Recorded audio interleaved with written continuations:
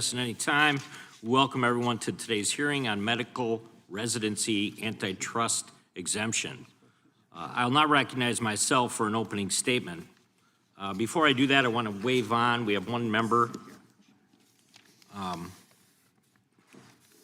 Mr. Onder, Dr. Onder, who will be waving on to today's hearing. Without objection, Mr. Onder will be permitted to participate in this hearing to question the witnesses if a member yields him time for that purpose.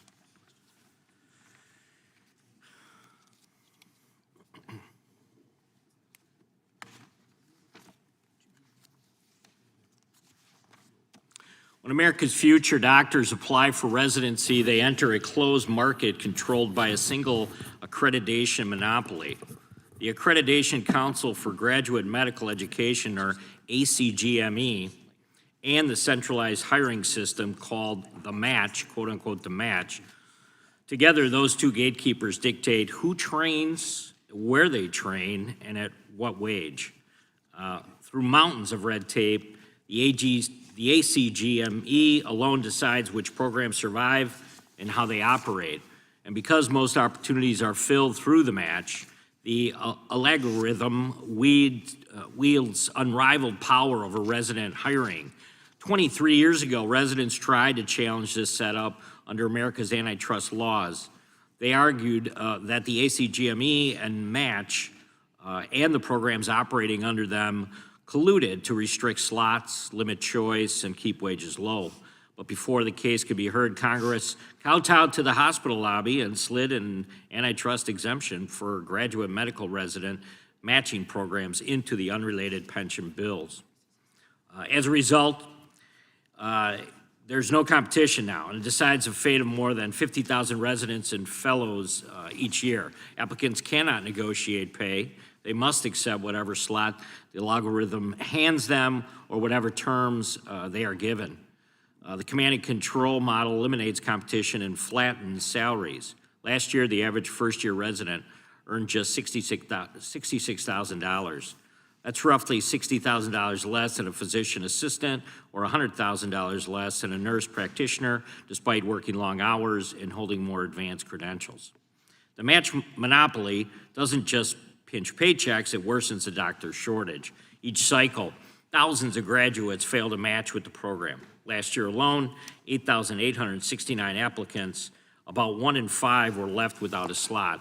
Because every state requires a residency to become a licensed doctor, those unmatched doctors can get a license or board certification. Thus, the match acts as a bottleneck for the training of American physicians precisely when we need more doctors, not fewer. And this oppressive process discourages smart young students from pursuing medical degrees. The squeeze also comes as America's population ages and demands more care.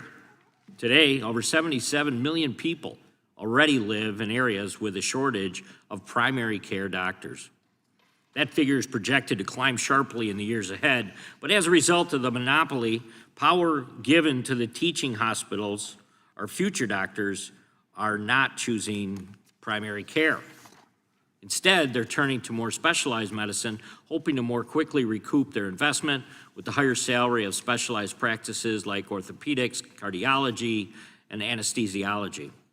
According to Medscape 2024 Physician Compensation Report, the average salary for a primary care physician in the United States is $277,000. By contrast, specialists earn an average of over $394,000. This leaves our communities with fewer family doctors, longer wait times, and a decreased level of care. A second choke point is the ACGME's accreditation monopoly. The ACGME is the sole gatekeeper for the residency program approval in the United States. Without its blessing, programs lose access to billions of dollars in Medicare, Medicaid funding.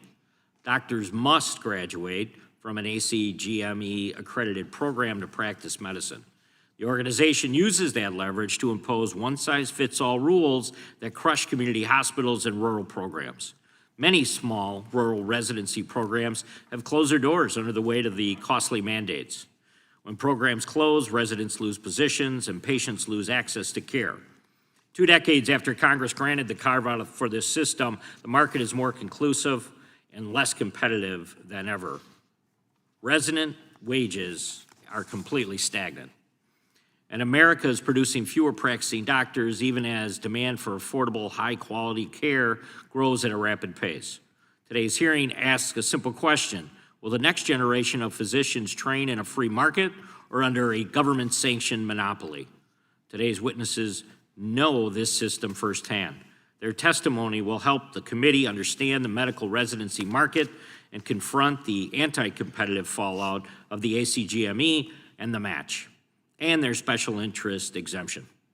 I want to thank each witness for appearing before us today and look forward to your insights. I'll now recognize the ranking member, Mr. Nadler, for an opening statement.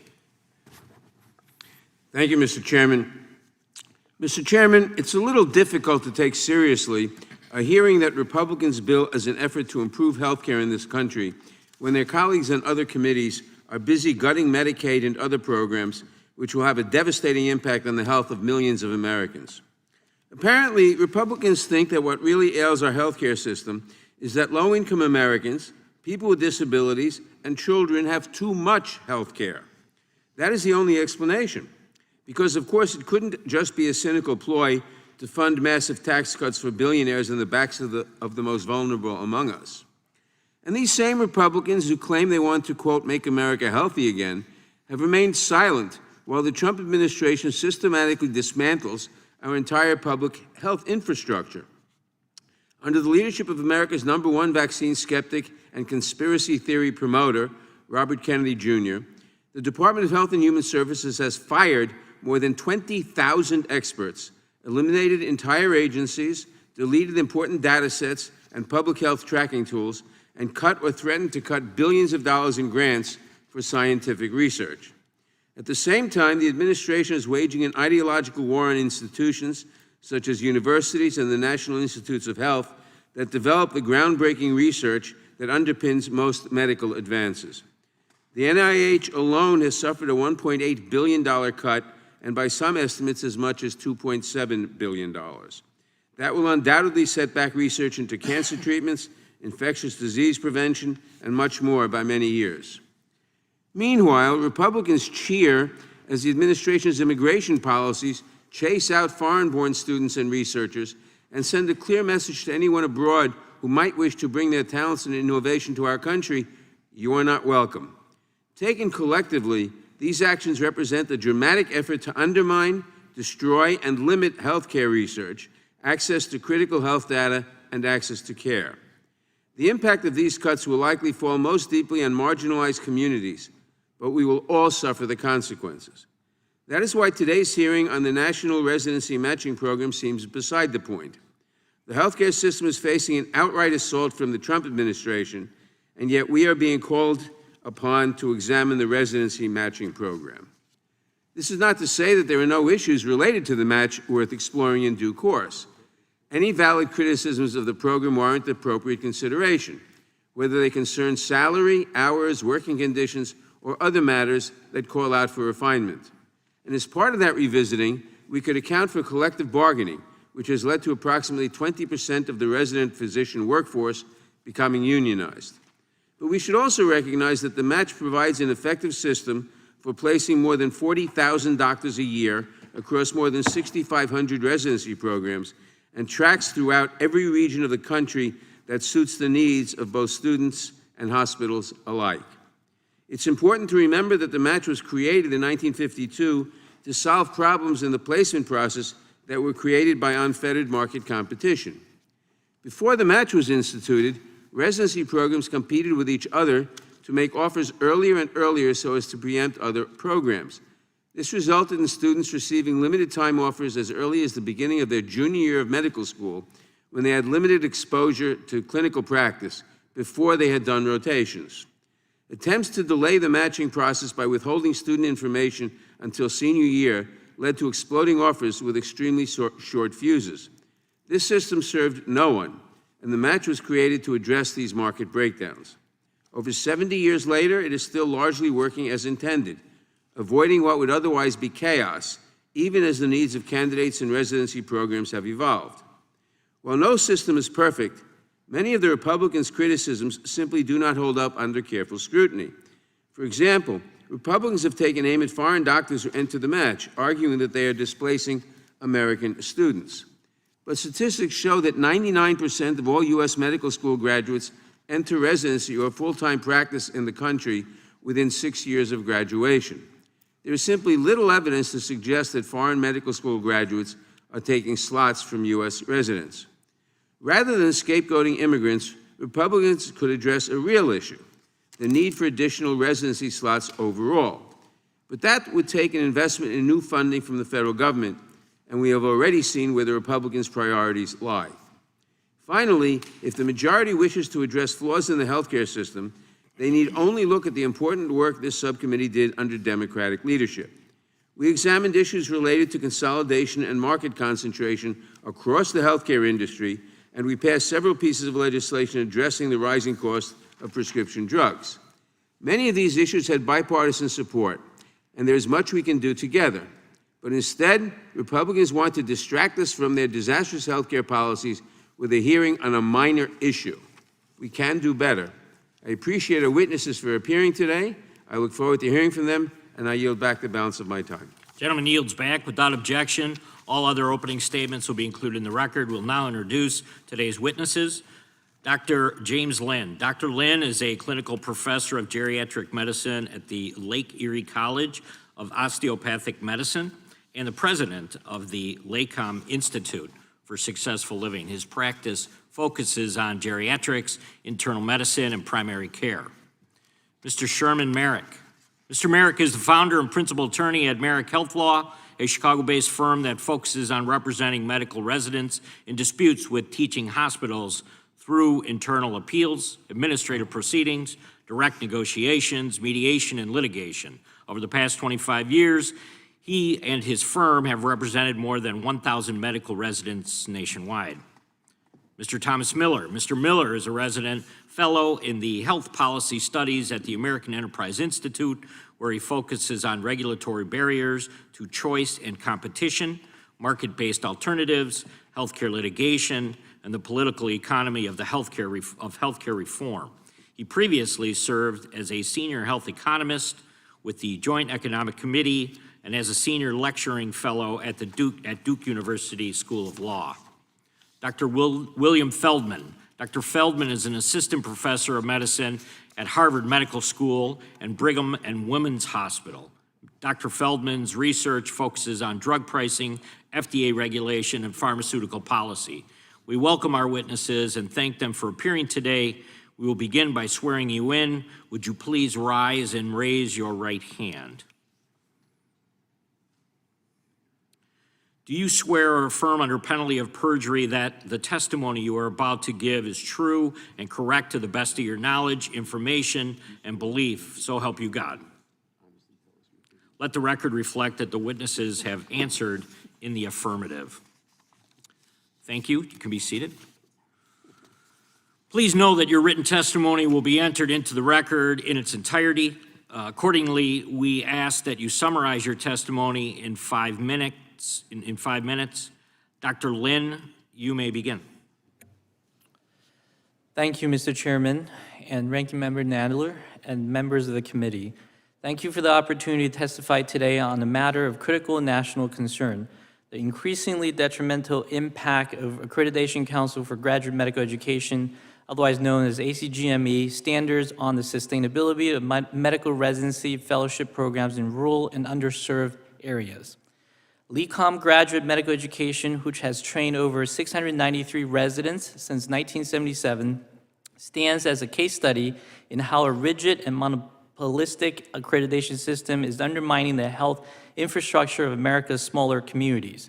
Despite a proven track record of producing competent board-certified physicians, 417 of whom remain in practice within a 100-mile radius of Erie, Pennsylvania, our programs are being dismantled not due to deficiencies in quality, but due to arbitrary, urban-centric, inflexible accreditation policies.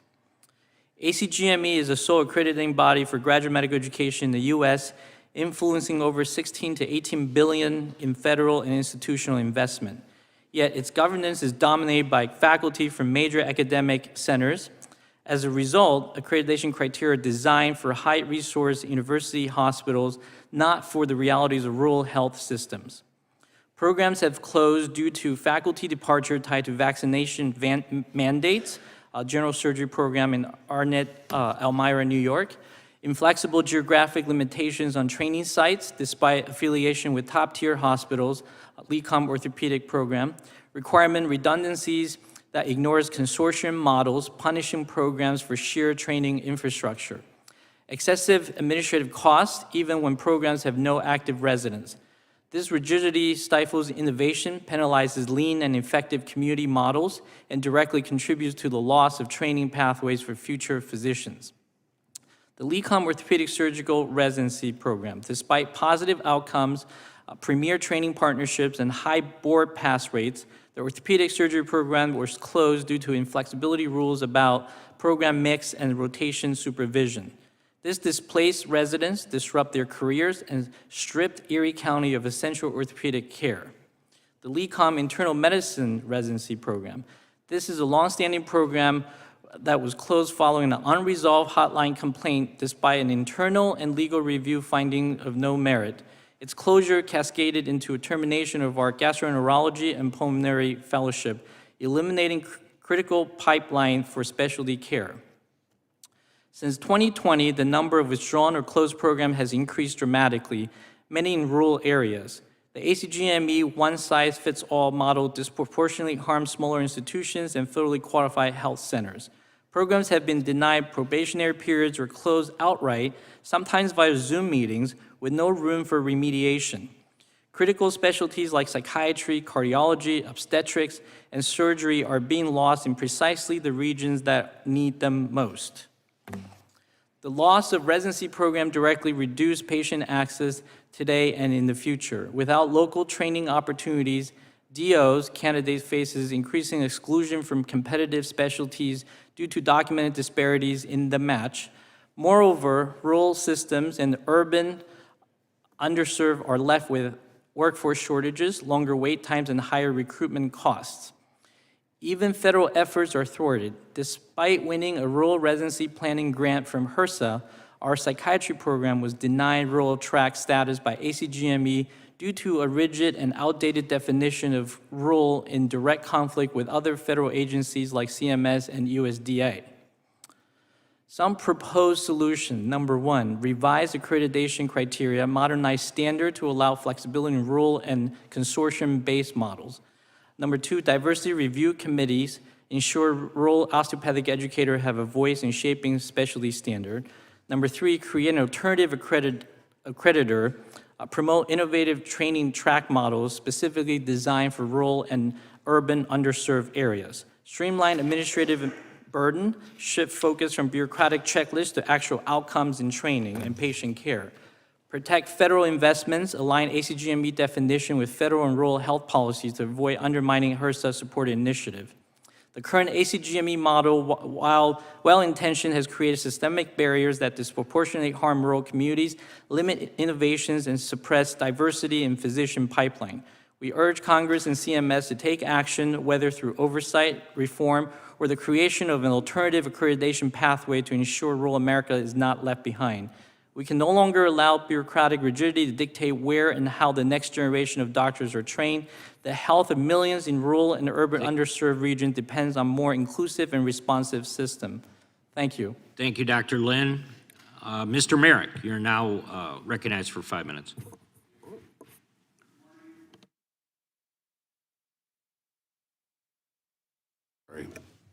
Here we go. Good morning, Chairman Fitzgerald, Ranking Member Nadler, and members of the subcommittee. Thank you for the opportunity to testify today. My name is Sherman Marek, and I support repeal of the 2004 match antitrust exemption. It was engineered to stop a lawsuit I filed in 2002 on behalf of medical residents. I have since represented more than 1,000 residents in disputes with their hospitals. I witness daily the harm caused by the exemption to residents, to patients, to taxpayers, to rural hospitals, and to the medically underserved public nationwide. In my view, formed now over decades, the exemption protects market distortions, undermines free market principles, limits personal freedom and choice, prevents normal employment negotiations, shields wage suppression, and contributes to the nationwide physician shortage. The match is, and always has been, operated by hospitals for hospitals. It assigns each resident to a single program for the duration of residency. The system, including an unspoken ban on transfers, traps the resident there in that position for 3 to 5 years. Residents are not free to leave, even in cases of unsafe working conditions, inadequate pay, incompatible supervisors, or a family or medical emergency, or simply changes in personal preference. Anyone who leaves or is terminated is blacklisted and denied a position anywhere. There are very few second chances. There is no freedom and no flexibility in the system.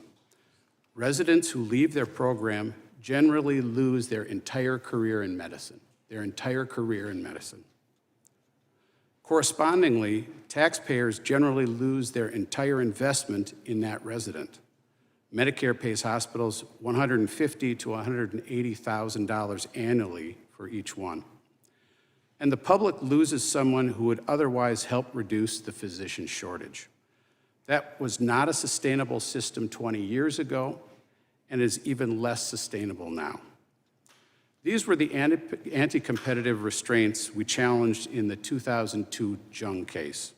We won the opening rounds, and the judge ruled our claims viable under the Sherman Act. Faced with the loss of lucrative, cheap labor, the hospitals turned to Congress. In 2004, they were quietly given an exemption at the expense of residents. It happened without notice, without hearings, without public debate, without transparency, and without meaningful consideration of the harm that would result. The exemption has now perpetuated the match's harm for another 20 years. That harm, caused from lack of competition, includes artificially suppressed wages for residents, long work hours dangerous to patients, wasted taxpayer funds, disadvantaged recruiting for rural programs, and a worsening nationwide physician shortage. The Jung case did not stand alone in its conclusions. Independent experts and studies have corroborated our conclusions. Repealing the 2004 exemption would not dismantle the match or decide its legal merits. It would simply restore the authority of courts to examine those merits fully and fairly. The hospitals may present their justifications in court and attempt to prove them, or they may simply reform on their own when faced with standard antitrust liability. In my view, this is a watershed opportunity for Congress to reaffirm core American values of free competition, individual opportunity, fiscal responsibility, and legal accountability. Based on my experience in the Jung litigation and my daily experience with the ongoing harm of the match exemption, I strongly support repeal for the benefit of residents, patients, taxpayers, rural hospitals, and the general public. Thank you. I look forward to any questions you may have. Thank you, Mr. Marek. Mr. Miller, you may begin. Thank you, Chairman Fitzgerald, Ranking Member Nadler, and members of the subcommittee for the opportunity to testify today on the medical residency antitrust exemption and more generally on competition policy considerations involving physician licensing. One version or another of the so-called match mechanism for assigning graduating medical students to resident physician programs has been around for over 70 years. Today's hearing considers whether to thaw what was essentially frozen in competition law terms over 20 years ago by virtue of an unusual legislative exemption from antitrust liability for the program amid ongoing litigation with no debate and little explanation. Such exemptions are rarely granted. They are disfavored and construed narrowly by the courts. They usually reflect the efforts of power and privilege to gain or preserve special commercial advantages. Most limited antitrust exemptions also presume other regulatory mechanisms to monitor and police anti-competitive aspects of the activities otherwise protected. Early discovery and initial rulings in that older class action litigation concerning the match program provided evidence of serious problems. Absent the sweeping statutory exemption, further litigation under rule of reason analysis would have helped assess the net competitive effects of the match program at that time, or even later as its practices evolved, and then assessed its likelihood, the likelihood of less restrictive alternatives. At a minimum, this subcommittee and the current Congress should seriously consider ways to limit, if not repeal, the current antitrust exemption. And it certainly should review it extensively for the first time in over 20 years. My written testimony recognizes that the likely competition problems come not from the mathematical elegance and ingenuity of the match algorithm per se. They derive rather from the program's related assembly of mutually reinforcing levers of market power that attach one-sided conditions to it. The match program may do an excellent job in solving the wrong problem. How to fix selection timing problems in a resident market monopsony that the program only strengthens. The matching process delivers efficient sorting of bounded preferences, finality, and fewer unfilled positions when it operates as described. There's some question about that. The main drawbacks tied to older legal objections appear to be the vastly unequal bargaining power, the wage suppression and compression, and onerous working conditions for residents that the program's interrelated rules and practices sustain. Reduced labor market competition reduces the quality, availability, and value of healthcare services. I suggest an initial set of incremental changes, far from original on my part, that could improve competition within a reform match program rather than displace it completely. They might be added as conditions to retain the current antitrust exemption, inserted within a newly granted more narrow one, or adopted to minimize new legal liabilities. However, a singular focus on antitrust law will not solve all the problems of physician labor markets, let alone the larger issues of cost, quality, and access throughout our overall healthcare system. Policymakers should consider a broader inventory of tools and levers that can shape not just the initial supply of new physicians, but also facilitate how all healthcare providers can deliver more accessible, effective, and affordable care. Most policy interventions aimed at rebalancing competitive forces within physician labor markets face resistance not only from the powerful interest groups benefiting from the longstanding status quo, they also can trigger fears of disruption and timing mismatches in any transition toward alternative mechanisms. A different set of policy conflicts may arise from federalism concerns. States have traditionally been viewed as the natural constitutional stewards of physician licensing as part of their traditional police powers. But neither types of concerns are irreconcilable roadblocks to reasonable reforms that are calibrated and phased in carefully. Although some states have led on this front, not enough of them have done so as rapidly and thoroughly as they might and should. Hence, arguments for an increased federal government role in at least providing stronger incentives to do so. The match program's nationwide competition for resident positions was only an early sign of eroding geographical boundaries for healthcare labor markets. The issue is not whether Congress and the federal government have the power to be more assertive, but whether they decide to do so absent more effective state-level actions. The potential policy reforms and tools are available if the necessary political will to promote and adopt them develops. In the meantime, we should expect the more immediate resort of recent years, to leaving such matters to litigation, regulation, and other administrative actions. Not coincidentally, this subcommittee's area of jurisdiction. Thank you. Thank you, Mr. Miller. Dr. Feldman, you may now begin. Chair Fitzgerald, Ranking Member Nadler, members of the committee, I'm honored to talk with you all today about medical training in the United States and more broadly about ways of strengthening our healthcare system to improve outcomes for patients. The match, the subject of our hearing today, is the mechanism by which residency applicants are paired with hospitals for their training after medical school. For the past 2 decades, this mechanism has been protected by an exemption from antitrust violations. In March of this year, the subcommittee sent letters to several stakeholders requesting information they consider as they consider potential removal of this longstanding exemption. The two central arguments of those letters are that the residency match has created a bottleneck resulting in physician shortages and that it has depressed resident salaries.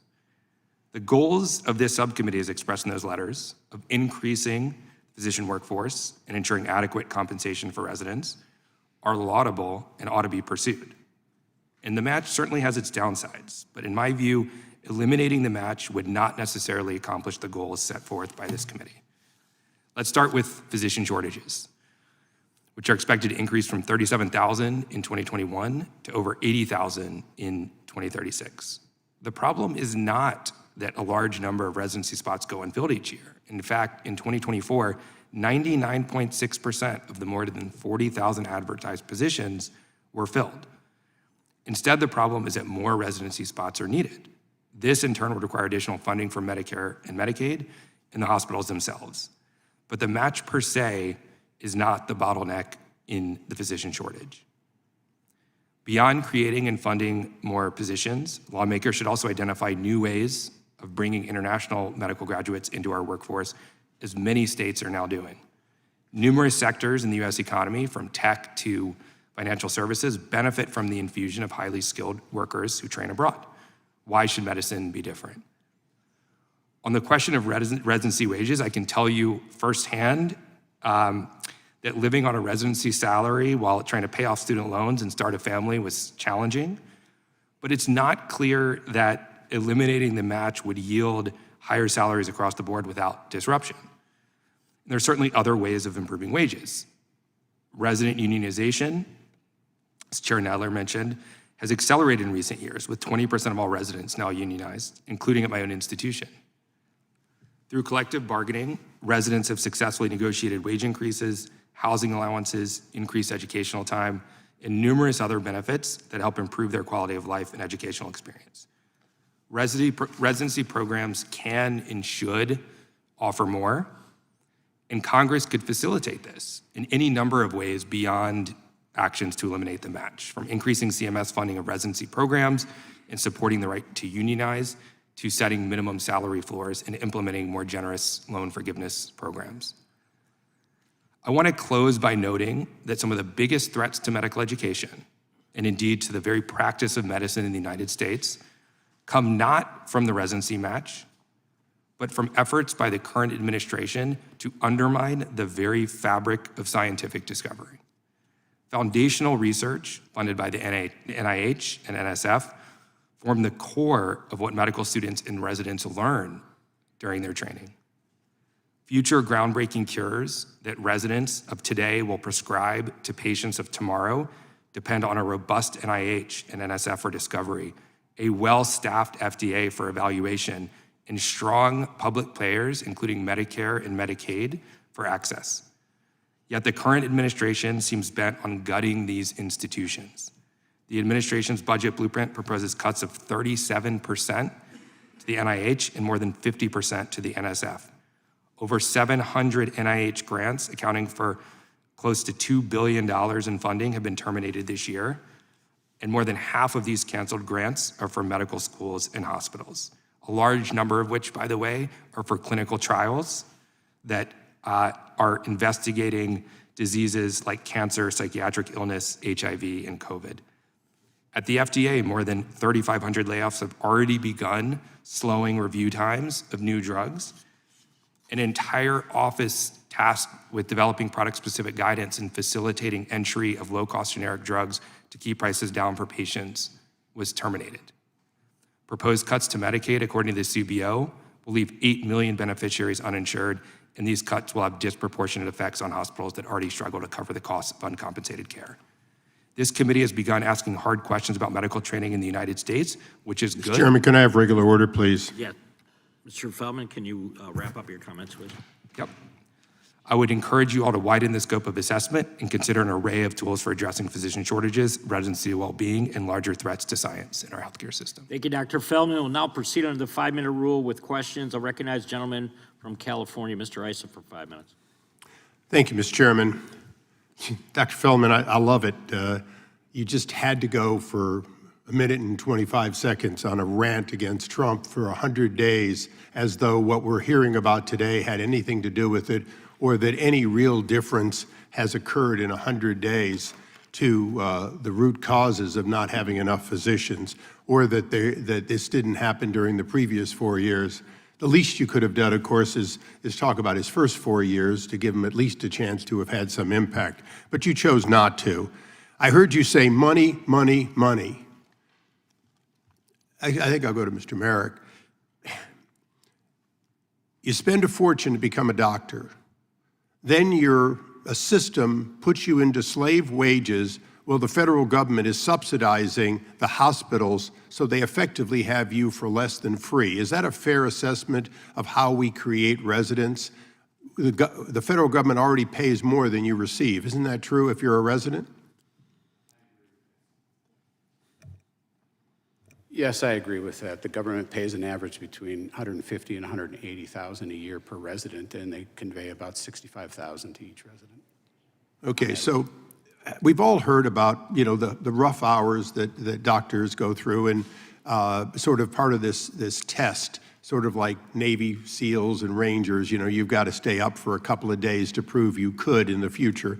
I'm okay with that. I understand the stressing. What I don't understand is how we can have a projected shortage under a monopoly that was supposed to allocate and guarantee sufficiency, and then Dr. Feldman comes in and tells us the problem is that paying more to the hospital than they actually spend while getting a doctor for free who they bill out is somehow the fault of an administration that's been here for 100 days. Mr. Miller, am I misunderstanding what I'm hearing? No, but let me add something else to this. I mean, it's worse. I was working on this about 10 years ago. There's no correlation between the federal funding and the supply of physicians. Now, we could change the rules and make it more targeted to incentivize the expansion of certain types of physicians or other areas, but the money goes in, it goes to certain favored parties over a period of time. It's not allocated on a need basis, so it's just more sloshing around the funding, which is unrelated to what we say we're trying to accomplish. Dr. Lin, Dr. Feldman seemed to think that unions were the answer while maintaining an antitrust exemption. Do you see that as the answer, or do you see that a free market, or at least a partial free market, being restored could help with this problem? I would say the latter, Congressman. I think a union is not an answer for rural community, especially small community hospitals. If you look at the current financial situation, we have hospitals closing, nursing homes closing because of the financial stress. And if you increase the wages artificially like that with union, I think that would be detrimental, and that would be a hindrance to our future. Now, Dr. Lin, I also serve over the years on the Immigration Subcommittee. So one thing I understand is that we have a minuscule allocation to rural of foreigners able to get visas. Is that something that that you would also seek to try to increase that number, since obviously there are more foreign-born doctors, some of whom have been U.S. educated, who are looking for those opportunities when they leave, then we allocate slots. It's a quite small number, correct? That's correct. Okay. Mr. Marek, your case was dismissed because Hillary Clinton and the late Senator Ted Kennedy got together and slipped it in there, and that's where we are. What, if any, improvement have you seen as a result of this antitrust exemption in any part of the process? Well, shortly after we filed the case, I believe that the hospitals saw the long, dangerous work hours as their Achilles heel. And so they supposedly voluntarily adopted 80-hour work week. Okay, well, Mr. Miller, so I'll take that as some good, only 80 hours. Mr. Miller, my remaining time, antitrust exemption for the organization that does this work versus the effective antitrust that goes to the hospitals? Should we make it clear that the selection process enjoys an antitrust, but all other aspects of the process should never have enjoyed antitrust exemption? Yeah, it was a very sweeping exemption because basically it also prevented any evidence related to this to be used in collateral actions. So certainly it should be set as narrowly as possible at a minimum. Thank you, Mr. Chairman. I yield back. Gentleman yields back. Now recognize the ranking member for 5 minutes. Thank you, Mr. Chairman. Dr. Feldman, since you've been attacked by several other witnesses, is there anything you'd like to say in response? The one thing I would like to say is that my comment about more funding is about funding more positions. If we're concerned about a residency shortage, if we're concerned about a physician shortage, we need more positions. And the way to do that is by more funding. Thank you. Dr. Feldman, in an April executive order, the Trump administration once again took aim at institutions of higher education. This time it was focused on the administration's crusade against DEI. Can you explain whether there is a value in accounting for diversity in the provision of medical care? I do think there's value in accounting for diversity in the selection of medical students and residents. I think that having classes with a diverse set of interests and backgrounds can help strengthen the medical care that doctors provide and can strengthen residency classes. Thank you. Dr. Feldman, you've seen the match from both the applicant and program sides. What was the experience that you and your peers had with the match as applicants? And what concerns you about the prospect of eliminating the match? The experience with the match is that you apply to a bunch of programs, you interview, you rank the programs that you like the best, and you place into the one that also ranks you. It is the match is not without its downsides, as I've said, but I would worry that eliminating the match would create a kind of free-for-all that would make it harder for applicants. This idea that you mentioned about exploding offers and being pushed to commit early to one program without actually looking at all of the programs, I think would ultimately be problematic for for applicants. Drawing upon your experience, Dr. Feldman, with the FDA and the pharmaceutical industry, what anti-competitive practices have you encountered that impact most the public's health and well-being? I see lots of anti-competitive practices in the pharmaceutical industry. I'll give you one example that's very close to research that I've conducted with our team at Harvard Medical School. We see brand name pharmaceutical companies obtaining patents that limit generic competition, that limit the entrance of low-cost generics onto the market. More competition is the way that we bring down drug prices. How can the patent limits the generic? Well, the companies list the patents with the FDA in what's called the Orange Book, and the generic entrants can't come onto the market until those patents expire or they challenge them in court.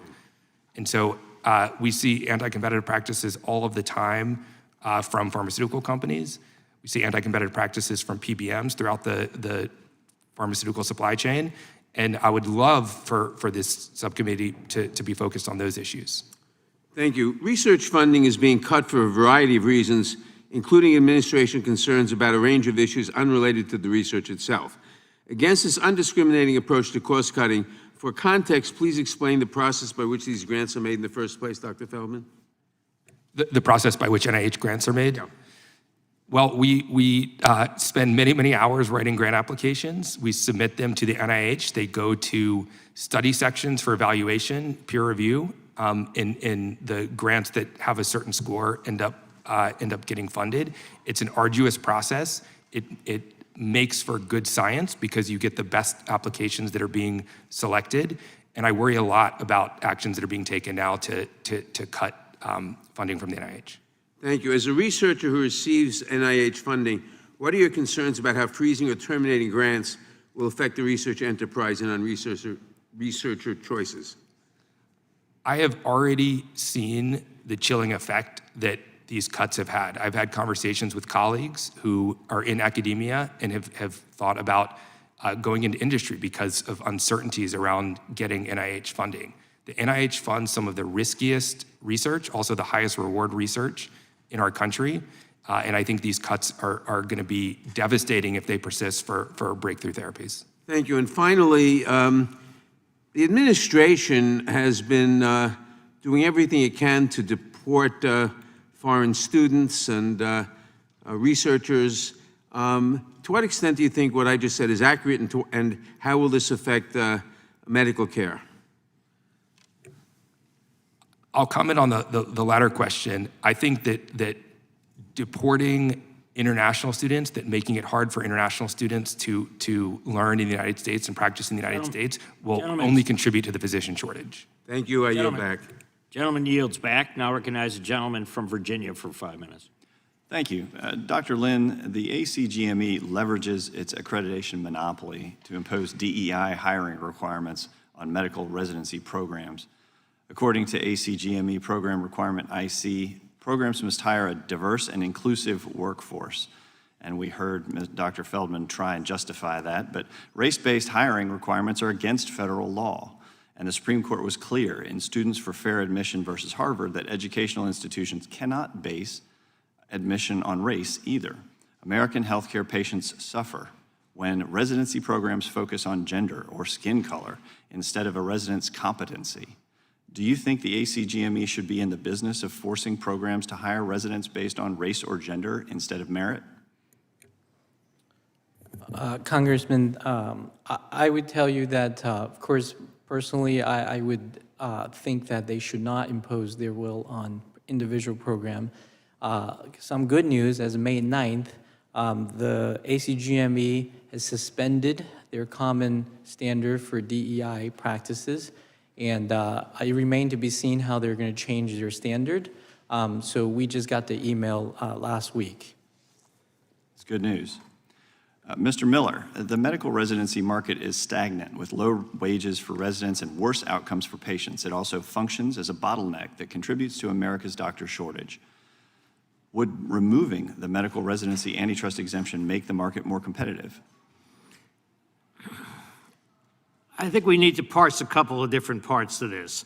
The supply line is a little more complex than just removing the antitrust exemption. I think it could create some opportunities, but primarily in terms of improving the overall working conditions and the quality of the healthcare workforce we produce. There are a broader set of tools than that alone. There's some ambiguity over exactly what's driving the production line. I'd suggest we need a bigger basket than simply this tool alone. It'll help, but I would not exaggerate its effects. Thank you. As you know, to receive a physician's license, doctors are required to participate in an ACGME accredited residency. Traditionally, state licensing requirements that facilitate anti-competitive conduct are shielded from antitrust law under the state action immunity doctrine. What issues do you see with state medical licensing boards rubber stamping monopolistic conduct like that of the ACGME? Okay, you're opening up a different basket. Yep, going in That's okay. Certainly, many state actions, that can be, there's real state action and then there's kind of periphery state action, certainly encourage an anti-competitive atmosphere in state physician markets. In general, they are being carved back, but not as much as they should. We've eroded some of the excesses of the state action doctrine in terms of having a clear articulation of state policy and closer supervision. That's a process in which we're moving slower than we should on that front. States certainly could do a better job in this regard, and there are, as I've suggested, other federal levers to give them some encouragement to do so. But any individual state should be responsible for its medical markets and the results it produces, and I think it's the process is fairly disappointing thus far. Some states have led the way, but it's a handful, whether it's licensing of foreign physicians, alternative ways to expand the workforce. We've got to go a lot further on that front end, reciprocity. we had to have the extremes of the COVID situation to begin to find out how we could loosen things up when we're really desperate. We should do that more often as a general rule, and we've got a long way to go in order to expand the overall supply of health care, not just kind of the newly minted physicians. Staying with the ACGME, medical residency programs can only receive federal funding through Medicare and Medicaid if they're accredited by the ACGME. As a result, the ACGME essentially controls the on and off switch for billions of dollars in federal funding. With that power, the ACGME has set accreditation requirements that are not consistent with the federal government's priorities, like radical DEI hiring requirements and wasteful administrative burdens. How would creating an alternative certification process for Medicare and Medicaid funding loosen the ACGME's power over the medical residency market? There's always room for competition, even in government franchises, and certainly there are ways to think of other forms of certification, independently driven through the private sector, which could be recognized as alternative sources of that supply. That would require the federal government to step forward, though, and take more control of that situation, or states also in their own determination of accreditation, deciding they need additional sources. When you have a shortage of supply and you only have one supplier, it suggests time to either find some alternatives or say to the person, let's make some adjustments. Thank you, Mr. Chairman. I yield back. Gentleman yields back. Now recognize the gentleman from Georgia for 5 minutes. Thank you, Mr. Chairman. The medical match is not perfect, but let's be honest about why we are having this hearing today. For House Republicans, this hearing is an outgrowth of MAGA Republican ongoing attacks on science and research. President Trump and the Republican-controlled Congress have made massive cuts to medical research programs at universities and at the federal level, including research into things like women's health, racial disparities, and chronic diseases. I'm proud that the Centers for Disease Control and Prevention is headquartered in my hometown of Atlanta, but the Trump administration already cut 2,400 jobs from the CDC last month and ended programs on lead poisoning, smoking cessation, and reproductive health. Now, that does not make America healthy again, does it, Dr. Lynn? Yes or no?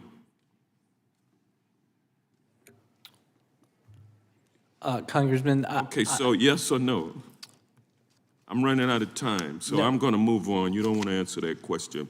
President Trump's latest budget calls for cutting CDC's funding by half and eliminating its chronic disease center entirely, wiping out programs aimed at preventing cancer, heart disease, diabetes, epilepsy, and Alzheimer's disease. That doesn't make America healthy again, does it, Mr. Marek?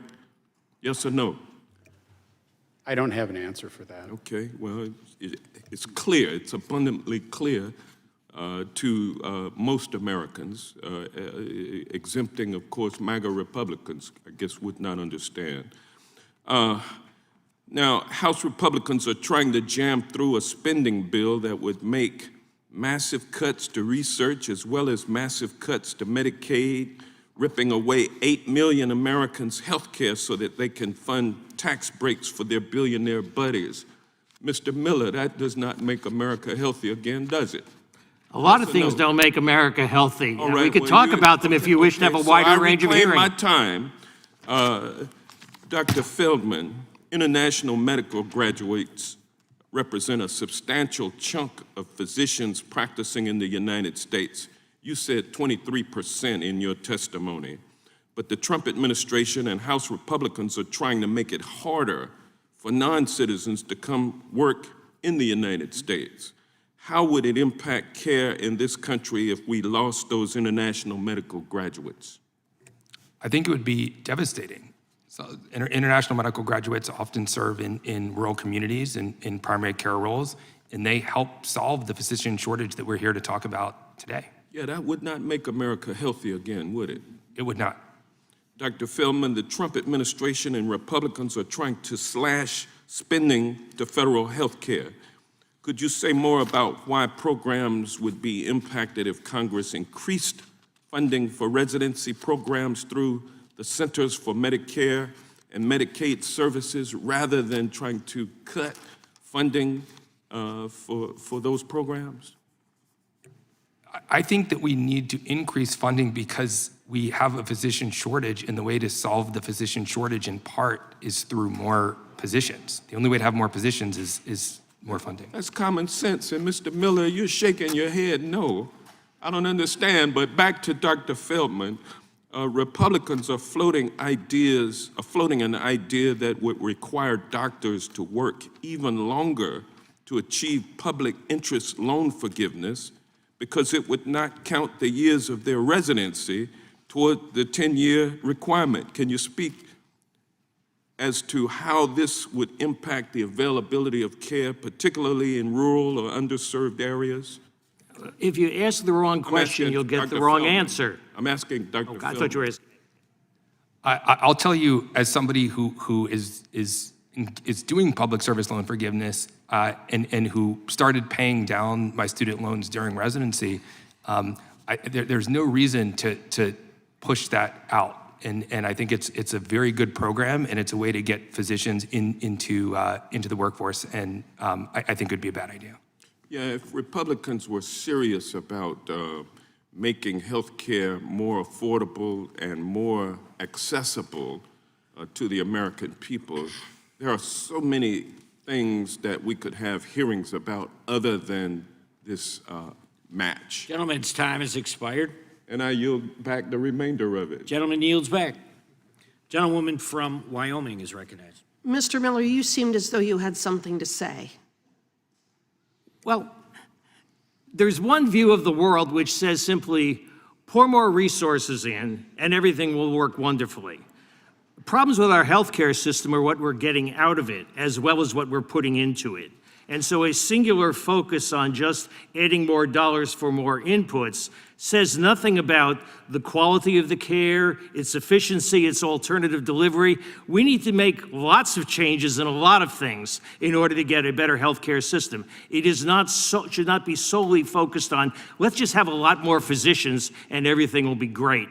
We've tried that approach before. It doesn't produce the results. Now, there are barriers to production of physicians, which we can talk about, but it isn't solved simply by increasing federal funding. Okay, I appreciate that comment. Several of you have testified that the match system harms rural hospitals.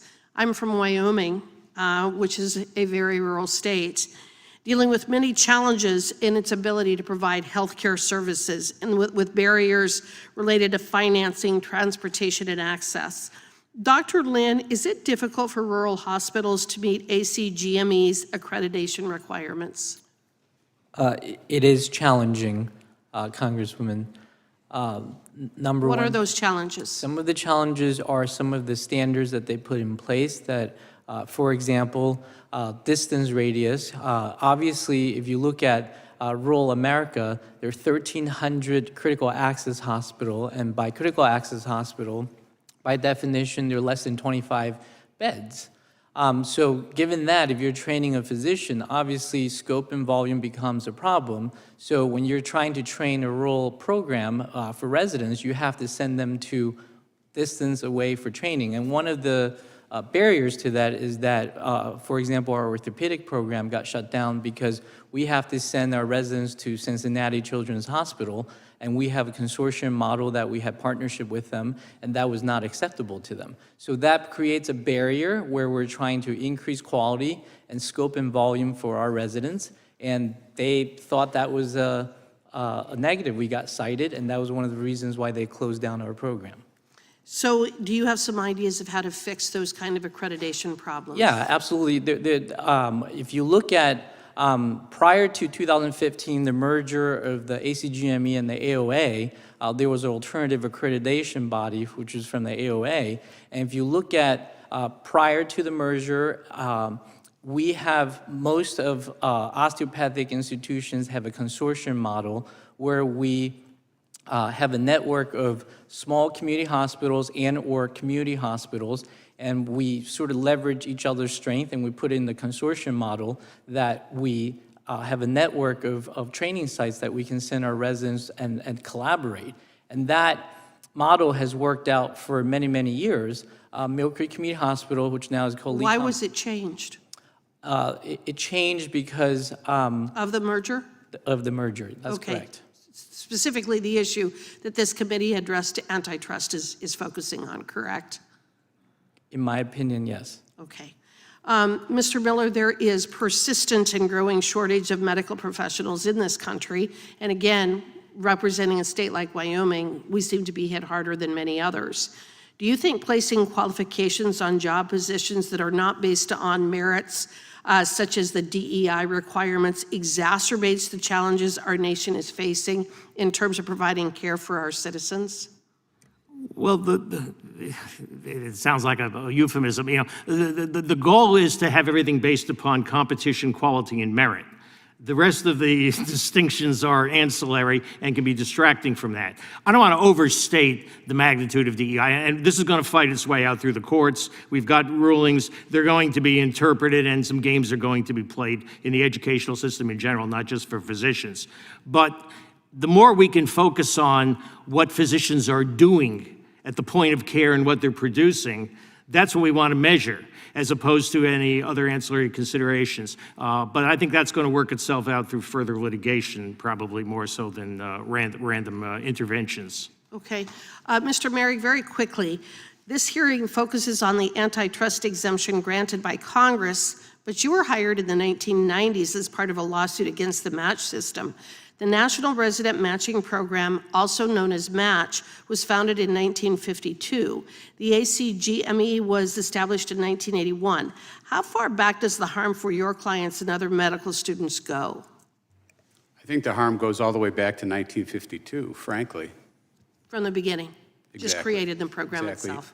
All All right. people got their positions by telegrams back in 1952. The problems then have no relevance to today, in my view. Okay, thank you. I yield back. Gentlewoman yields back. Gentleman from Illinois is now recognized for 5 minutes. Thank you, Chairman Fitzgerald, and members, the witnesses that are here today. We're here today because we're talking about the possibility of an antitrust exemption for the medical residency match program. As a strong proponent of enforcing antitrust laws, I approach any exemption with skepticism. It seems to me that the exemption for the match has pros and cons. In some ways, it does limit choice for candidates who are bound to the program they match with and cannot negotiate employment terms or benefits since they are matched. So there are legitimate questions about how the system works and how it can be improved. But it's also true that repealing the antitrust exemption outright may have unintended consequences that worsen outcomes for medical residents. Dr. Feldman, in your opinion, could repealing the exemption actually end up benefiting the most well-resourced hospitals, medical schools, and residency programs? I think it could, because what I think I would worry about is a sort of insiderism where outside of the match, you would have well-resourced applicants with well-resourced mentors who are connecting with well-resourced institutions, and some of the fairness that the match engenders would be lost, I think. Thank you. Clearly, this is a nuanced issue, and Congress should be taking a nuanced approach to it as well. Our one relevant factor here is that most medical residencies are at least partially funded by federal dollars. So if we want to fix some of the issues created by the match, like compensation and shortages of internal medicine residents, Congress can act to solve them. Dr. Feldman, would you agree that federal funding can be used to address these issues? I would agree. Thank you. I also want to join my colleagues here in pointing out how absurd it is that Republicans are portraying themselves as champions of physicians, patients, and health care more broadly when their policies are actively destroying access to affordable health care. My colleagues have addressed that, and they've also brought up the devastating cuts to the NIH and the FDA, which will jeopardize the research that residents and physicians rely on to treat their patients. But there are also significant antitrust issues in healthcare that are driving up costs for patients. If Republicans cared about solving the root causes of those problems, we would be talking about hospital mergers, price gouging, or consolidation in the pharmaceutical industry. Dr. Feldman, let me ask you about the last issue since your research has focused on it.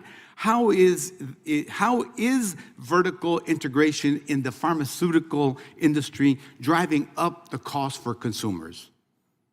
At the center of vertical integration in the pharmaceutical industry are PBMs, pharmacy benefit managers, and PBMs distort the incentives for lower cost drugs. PBMs are after large confidential discounts, which can keep list prices high, and patients don't see the benefits of those discounts. In fact, their out-of-pocket costs are tied more to list prices, and so PBMs have been in part responsible for driving some of the high out-of-pocket costs that we see. In vertical integration, when PBMs and pharmacies and payers are all owned by the same company, can lead to reduced choices at the pharmacy and bad outcomes for patients. Thank you.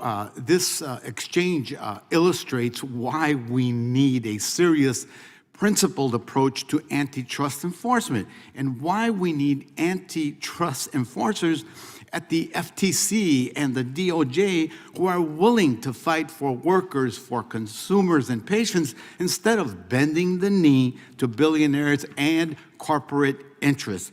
Thank you, and I yield back. The gentleman yields back. I'm now going to recognize myself for 5 minutes and yield my time to the gentleman from Missouri for 5 minutes who waved onto the committee. Thank you, Mr. Chairman, and thanks for all the witnesses here today. Dr. Lin, in your testimony, you touched a little bit on some of the residency closures that, were those ones at your institution specifically or around the country, or? So in my written testimony, my oral testimony, it's a combination of our LECOM system hospitals. Okay, and you know, I was reading early in your written testimony that there was a general surgery program, let's see, the termination, is of the director due to noncompliance with COVID-19 vaccination. Yeah, mandates. so that was in our Elmira campus, in our regional campus. My understanding of that case is that it was the height of COVID, and the program director didn't want to get a vaccination.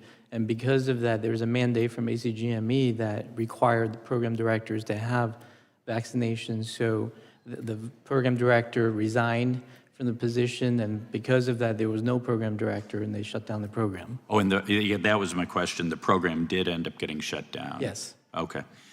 And how many, do you have an estimate about how many residency programs have been shut down over the years because of ACGME?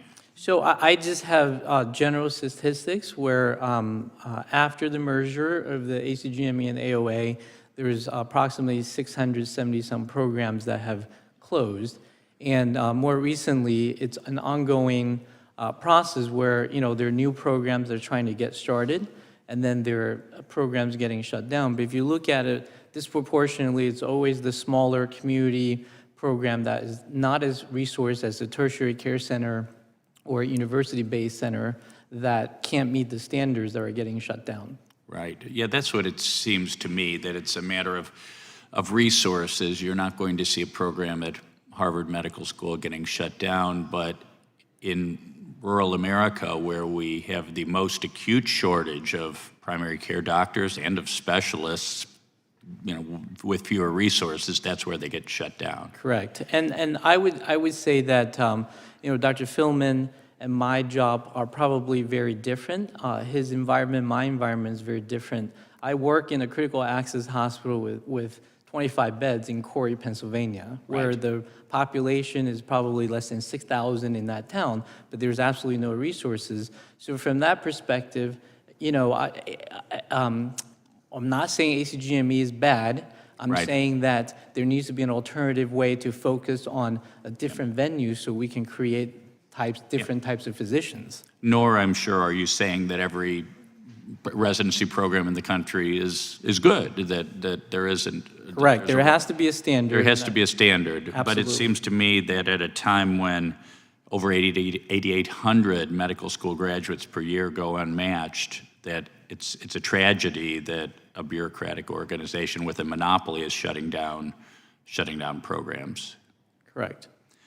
And I believe there was a question earlier in this about DEI and maybe ACGME backing away from DEI requirements. Did one of the witnesses address that? Yes, that was me. That was you. We did receive an email notifying all the programs that as of May 9th, they're suspending the DEI requirements. That used to be an institutional and common program requirement for every sponsor institution as well as programs. And did many of those programs have DEI officers or someone employed to monitor these mandates? Well, yes, Yeah. because using the standards, so if Right. you want to maintain the program, the individual program institution would have to expend resources to meet that requirement. Yeah, my concern there, of course, is that even if the requirement goes away, all of these institutions have hired people to do something. Those people are going to, unless they relieve them of their jobs, these same people embedded in the system, driven by ACGME requirements over the years, will continue to engage in pernicious discrimination based on race in violation of, I think, both moral principle and federal law. But that's something I think ACGME has given us over the years. Well, thank you for your testimony. I yield back. Gentleman yields back. We now recognize the ranking member of the full committee for 5 minutes. Thank you very much, Mr. Chairman. Dr. Feldman, President Trump and Secretary Kennedy want to cut $18 billion from NIH. They want to cut $3.5 billion from CDC, the Centers for Disease Control, and they want to cut $4.7 billion from the National Science Foundation. These unprecedented proposed reductions in America's healthcare research spending would come at a time when we have overwhelming needs in the American public for medical and scientific breakthroughs. And also they come at a time when we have the opportunity to make big breakthroughs in scientific research related to everything from multiple sclerosis to cystic fibrosis to breast cancer to malignant narcissistic personality disorder, you name it. What would be the direct effects of such drastic budget reductions on healthcare delivery and on the progress of healthcare research? I think the effects would be dramatic. When you look at FDA-approved drugs, nearly every single drug that gets approved by the FDA is traced back to some funding through the NIH. NIH funding has contributed to cures for hepatitis C, to treatments for HIV, to COVID-19 vaccines. Cutting NIH funding will absolutely reduce the number of breakthrough therapies, of game-changing therapies that patients would see in the future. I think it's a bad idea. So it sounds like we would be essentially destroying the wellspring for research across the board. I think that's right. And what you have to remember is that the NIH is funding the highest risk, highest reward research that pharmaceutical companies then take to market. So it's hard to know what's going to work and what doesn't, and that's why you need broad funding. And the NIH has been incredibly successful in funding new cures. So what are some of the next generation breakthroughs that might be lost if Robert F. Kennedy Jr. and Donald Trump have their way in dismantling so much scientific health research? I think what's hard about this is that we can't know until we actually do the research, and we can't do the research until the funding comes. But you mentioned some key disease areas that are vital for public health. Cancer. We've had breakthroughs in cancer therapy over the last 10, 20, 30 years, checkpoint inhibitors that treat a variety of different malignancies. Alzheimer's, dementia. There are numerous untreated diseases in my area, pulmonology, COPD, asthma. These are diseases that have had some recent breakthroughs, but I would love to see more therapies available for patients.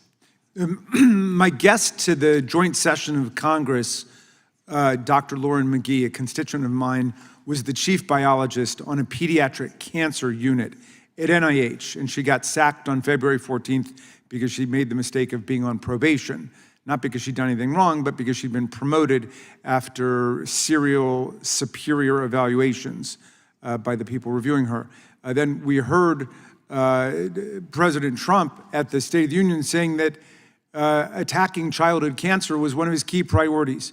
Do we have any chance of making progress on childhood cancer if we're dismantling the basic research that's going on at NIH about it?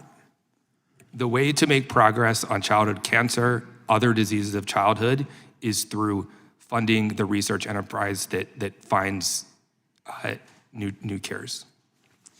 The administration's also proposing a massive cut to Medicaid, which the CBO estimates would result in 8.5 million people losing healthcare access over the next decade.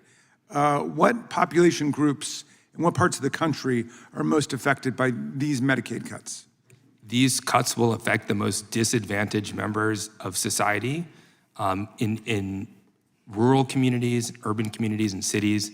I think it will be lead to very bad health outcomes. All right, my time is up, but thank you, Mr. Chairman. Gentleman yields back. We're now going to recognize the gentleman from California for 5 minutes. Thank you, Mr. Chairman. First of all, I want to welcome the witnesses here today. My wife's a medical doc, and this subject brings back a lot of memories, some kind of nightmarish residence as an OB resident, putting in all those hours, 90 hours a week. Pay was challenging, but we all knew it was part of the education process to become a good medical doctor, a good specialist in the area of practice. I've spoken to her about this issue, and she concurs with me. A lot of nightmares, a lot of challenges, and a tight budget. It worked out. So my question would be, Dr. Feldman, I'm going to ask you, if it ain't broke, why fix it? What is wrong right now with the match system or the program? I think that the downsides have been spelled out by other witnesses and to an extent in my testimony. I mean, the current system does not allow individuals to negotiate salaries or benefits directly with institutions. So let me ask you, so it's an issue of money, so to speak, like everything else. How much can you pay? And we're looking at possible Medicaid cuts. Where do most of the match, where is that funded? You got medical schools that are growing, you got, we have a doctor shortage, and you have people like Kaiser Permanente back home in California, they have a doctor shortage. They started their own medical school. They're moving on their own to try to alleviate the challenges they have. So we want to have more docs. Expand the match, what does it take? More money? I think we need more residency positions. And as you said, the funding for residency positions comes largely from Medicare and Medicaid. So I think cuts to Medicaid are counterproductive. It's also worth noting that hospitals that serve disadvantaged patient populations, including patients with Medicaid, will be hurt by these cuts to Medicaid. Inner city, rural areas, farms, Midwest. Is that what you're talking about? All of what you just mentioned. Because I know that my spouse usually gets very interesting offers to go work as an OB in the middle of somewhere in this country, and they're not very lucrative. If it wasn't for the fact that we had, family established in Southern California, we may have taken some of them. But, yeah, there's not much money to be made as a doc in the middle of nowhere.